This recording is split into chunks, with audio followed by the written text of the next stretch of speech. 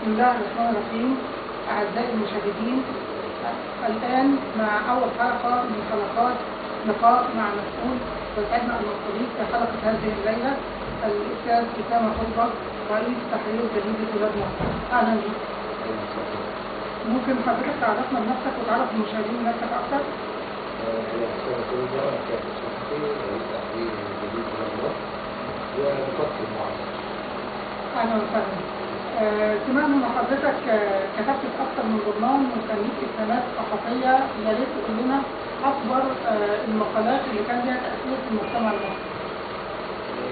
يعني ما اقدرش ادعو من غير كل الكلام اللي لها تاثير، لكن حد كان قوي يعني من وجهه نظري. انا كان ليا عظيم الشرف ان انا كنت اكتب حملات صحفيه ومؤتمرات.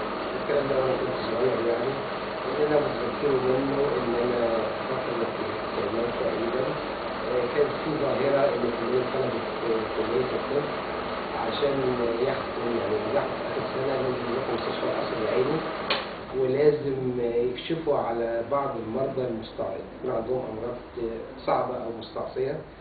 كان اداره القصر العيني بتجيب المرضى دول مخصوص عشان الطلبه يتدربوا عليهم.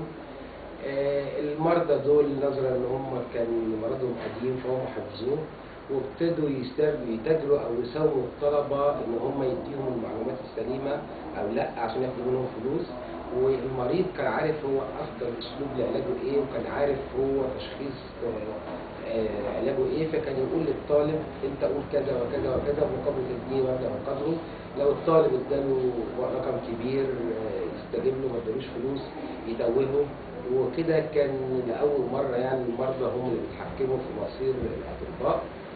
أنا تلقرت وعملت نفسي دكتور، وقابلت العيال ديت بالتفاصيل وقابلتهم في العيادات الخاصة واتصورت معاهم وعملت تحقيق كبير جدا جدا.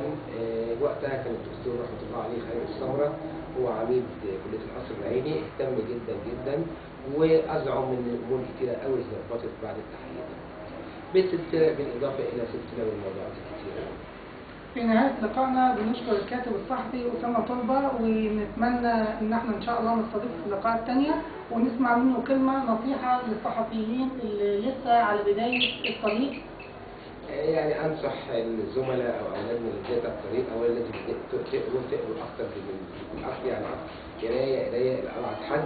أتذكر إن أول مرة اشتغلت في سنة 80 في النسا، اللي علمني كان وقتها أول الراجل الله يرحمه أستاذ محمد خليل شعبان، وده كان محرر عسكري وبالصدفة هو في الإسماعيلية. قال لي لما تجيب سندوتش هيلفوا لك في ورقة ما تشيلش من السندوتش على قد ما تنشغل في الورقة اللي أنت لفيت فيها السندوتش، ما تضيعش الوقت وتقعد تقرا. وطبعا ما يقصدش الورقة دي بذاتها، بيقصد إن الواحد يقرا بشكل كبير جدا ويقرا أي حاجة. احنا طبعا بحكم عملنا لفينا العالم كله، لو يعني اي حد يروح في العالم هتلاقي ان وسائل المواصلات المحطات في الدول المتحضره الناس بتستغلها في القرايه، لدرجه ان في عدد كبير جدا جدا من الصحف بيتوزع شبه مجاني بس بيكون فيه اعلانات كتيره، بتوزع وانت راكب المترو وانت نازل عشان تستغل وتقرا في المترو، وانت نازل من المترو بتحطه في السله. لكن المهم ان انت تستغل وقت المترو او الترمان او القطر او الطياره في القرايه، ودي عاده جيده جدا جدا.